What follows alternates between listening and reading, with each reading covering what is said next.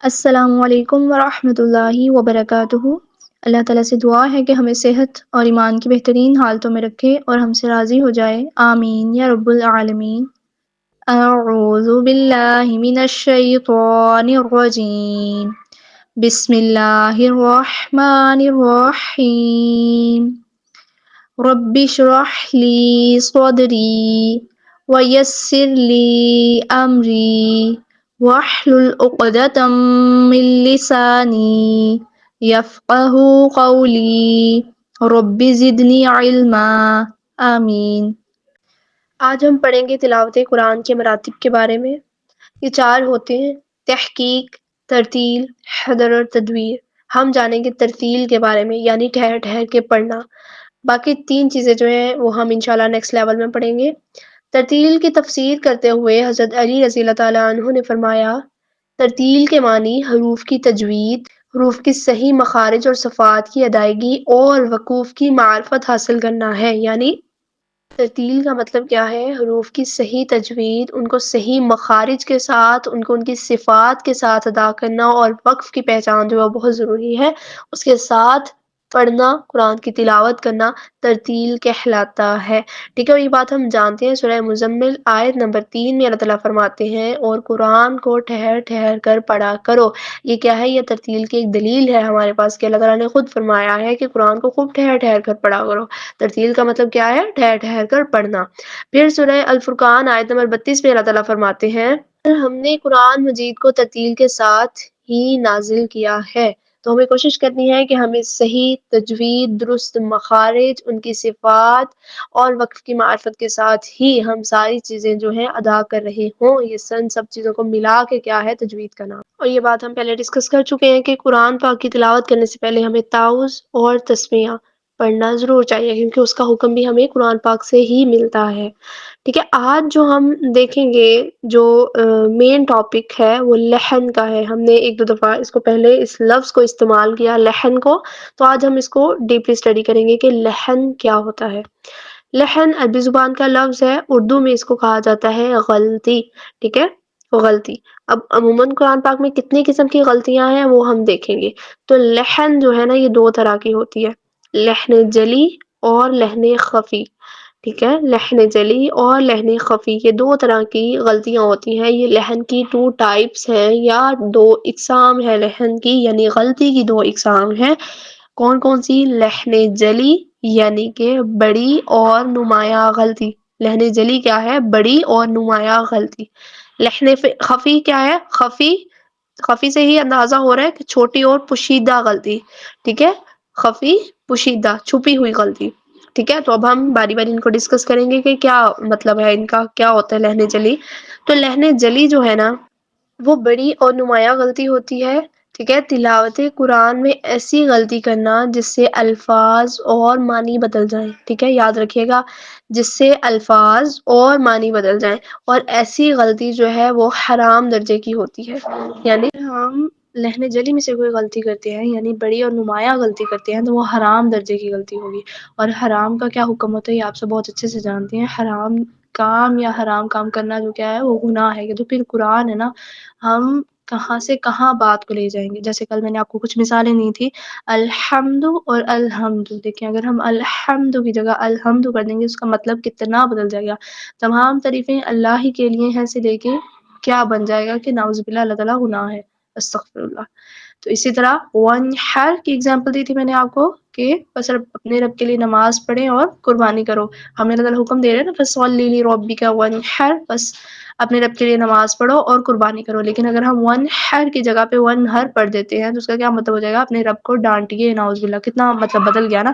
تو یہ کون سی غلطیاں ہیں؟ یہ حرام درجے کی غلطیاں ہیں۔ ان سے کیا ہو رہا ہے؟ ان سے معنی بدل رہا ہے۔ ٹھیک ہے، تو اب دوسری طرف چلتے ہیں، لحن خفی کی طرف، چھپی اور پوشیدہ غلطی، چھوٹی غلطی۔ ٹھیک ہے، اس میں یہ ہوتی ہے کہ تلاوت میں ایسی غلطی جو قرأت کے حسن میں بگاڑ پیدا کرے۔ ٹھیک ہے، جیسے غنہ وغیرہ نہ کرنا، کہیں پہ مد تھی تو اس مد کو نہ پڑھنا، لفظوں کو اگر مد تھی تو اس کو چھوٹا پڑھ دیا، اخفاء یا ادغام وغیرہ نہ کرنا، یہ کیا ہے؟ چھوٹی اور چھپی ہوئی غلطیاں، پوشیدہ غلطیاں ہیں، جن کے کرنے سے کیا ہے؟ ان کا جو حکم ہے وہ مکروہ ہے۔ ٹھیک ہے، حرام نہیں ہے لیکن مکروہ ہے، ناپسندیدہ ہے۔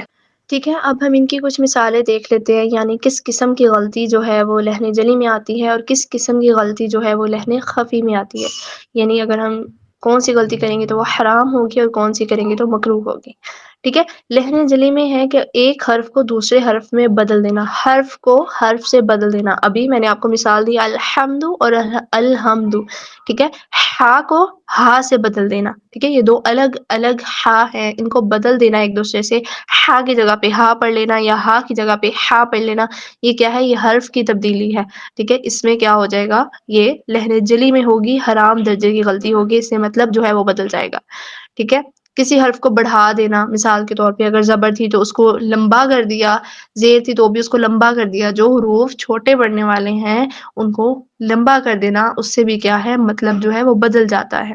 اسی طرح کسی حرف کو کم کر دینا، اگر کوئی حرف کسی کی مقدار مثال کے طور پہ ایک الف کے برابر تھی، آپ اس کو کم کر دیں، آپ اس کو بہت چھوٹا پڑھ دیں، تو اس سے کیا ہے؟ یہ بھی کیا ہو جائے گی؟ لہن جلی ہو جائے گی، حرام درجے کی غلطی ہو جائے گی. پھر ہے کہ حرکات کو بدل دینا. ٹھیک ہے، زبر کی جگہ پہ پیش پڑھ دینا یا دو زبر پڑھ دینا یا اس طرح مطلب حرکت کو کچھ اور بنا دینا، اس سے بھی کیا ہو جائے گا؟ لفظ جو ہے وہ بدل جائے گا. لفظ بدلے گا تو اس کا معنی بھی بدل جائے گا. معنی بدلا تو یہ کیا ہوگی؟ یہ لہن جلی میں سے ہوگی، یعنی حرام درجے کی غلطی ہوگی. پھر ہے کہ اگر حرف مشدد تھا تو اس کو مشدد نہیں پڑھا. ٹھیک ہے، یعنی شد والا لفظ تھا، حرف تھا، اس کو دو دفعہ پڑھا جاتا ہے، آپ نے اس کو شد اس پہ نہیں پڑھی تو وہ بھی کیا ہے؟ بدل جائے گا. اس طرح مخفف کی جگہ پہ آپ شد پڑھ دیں اور شد کی جگہ پہ جو ہے وہ مخفف پڑھ دیں، اس سے بھی کیا ہو جائے گا؟ مطلب بدل جائے گا. اور یہ کیا ہے؟ یہ لہن جلی میں سے ہے. ٹھیک ہے، پھر اس کی ایک مثال تو ہم نے ابھی دیکھی، الحمد اور الحمد. ٹھیک ہے، ہا کو ہا سے بدل دینا، یعنی حرف ہم نے تبدیل کر دیا، یہ کیا ہوگی؟ لہن جلی ہوگی. پھر ہے کسی حرف کو بڑھا دینا. پھر اگر ہم بات کریں کہ کسی حرف کو بڑھا دینا، اس کی اگر میں آپ کو مثال دوں، الحمد ہی لے لیں، الحمد، دو دال کی پیش ہے، پیش کو ہم لمبا نہیں کرتے. ٹھیک ہے، یہ ہم ساری چیزیں انشاءاللہ آگے چل کے پڑھیں گے، پیش کو لمبا نہیں کیا جاتا، لیکن اگر آپ اس کو پڑھ دیں الحمد دو، تو یہ کیا ہے؟ اس کو بڑھا دیا آپ نے، یہ بھی کیا ہوگی؟ لہن جلی میں سے ہوگی. اسی طرح کسی حرف کو آپ کم نہیں کر سکتے. مثال کے طور پہ ہم نے حروف مدہ پڑھے، جیسے اب میں آپ کو یہی مثال دے سکتی ہوں، قالا. ٹھیک ہے، تو اب قا، اس کو ہم نے 2 حرکات لمبا کرنا تھا، آپ اس کو پڑھ دیں قالا قالا. کاف کو آپ لمبا نہ کریں، اس کی مقدار آپ نے کیا کر دی؟ کم کر دی. اس سے بھی کیا ہو جائے گا؟ مطلب بدل جائے گا. یہ کون سی غلطی ہے؟ یہ لہن جلی میں سے ہوگی، حرام درجے کی غلطی ہوگی. پھر حرکت چینج کر دینا. ٹھیک ہے، الحمد تھا تو آپ اس کو الحمد پڑھ دیں، الحمد پڑھ دیں. یہ کیا ہے؟ یہ حرکت چینج ہو گئی، اس سے بھی کیا ہو جائے گا؟ حرام درجے کی غلطی ہو جائے گی. اسی طرح اگر کوئی شد تھی، آپ نے شد نہیں پڑھی اور وہ بھی حرام درجے میں. پھر اگر میں بات کروں لہن خفی میں، تو اس میں اخفا تھا، کوئی غنہ ہوتا ہے اخفا کا. مثال کے طور پہ میاں شرری، یہ کیا ہے؟ یہ اخفا ہے، میاں شرری. لیکن اگر آپ اس کو میاں شرری نہیں پڑھتے، من شرری پڑھ دیں، من شرری پڑھ دیں، تو یہ کیا ہو جائے گا؟ یہ آپ نے اخفا نہیں کیا تو یہ لہن خفی میں سے. اس سے مطلب تو نہیں بدلے گا، لیکن خوبصورتی میں جو کیا ہے؟ کمی آئے گی. اسے منع فرمایا گیا ہے، ناپسندیدہ ہے، مکروہ ہے یہ. ٹھیک ہے، اسی طرح اگر کوئی ادغام کا رول ہو رہا ہے، آپ ادغام ڈراپ کر دیں، کہیں پہ غنہ، کسی بھی قسم کا غنہ، نون مشدد کا غنہ، میم مشدد کا غنہ ہو رہا تھا، آپ نے وہ نہیں کیا، تو وہ کیا ہے؟ وہ لہن خفی میں سے ہے. ٹھیک ہے، مکروہ غلطی، پوشیدہ اور چھپی ہوئی غلطی. اسی طرح مدود یعنی مد تھی. ٹھیک ہے، کوئی بھی مد تھی، 6 اقسام کے مدات جو ہیں وہ ہوتی ہیں. اگر کوئی مد آپ سے ڈراپ ہو گیا تو کیا ہے؟ خوبصورتی میں کمی آتی ہے. تو یہ ہمارا تھا لہن کا ٹاپک. ٹھیک ہے، لہن یعنی غلطی. 2 طرح کی غلطیاں ہوتی ہیں، لہن جلی اور لہن خفی. لہن جلی ہوتی ہے بڑی اور نمایاں غلطی، جس کو کرنے پہ ہمیں گناہ مل سکتا ہے، یہ حرام جو ہے وہ غلطی ہوتی ہے. پھر لہن خفی چھوٹی اور پوشیدہ غلطی ہے، جسے کرنے سے حسن میں بگاڑ پیدا ہوتا ہے، ترتیل میں حسن نہیں رہتا، اور یہ کیا ہے؟ یہ مکروہ ہے. پھر ہم نے ان کی کچھ مثالیں دیکھی. اگر آپ کو سمجھ نہ آئے، اگر آپ کی کوئی کیوری ہو تو آپ ہمیں کامنٹ کر سکتے ہیں، ہم آپ کو انشاءاللہ اس کا آنسر کریں گے. آج کے لیے اتنا ہی، اگلے سبق تک دیجیے ہمیں اجازت. دعا پڑھتے ہیں، ربنا تقبل منا انك انت السميع العليم وتب علينا انك انت التواب الرحيم.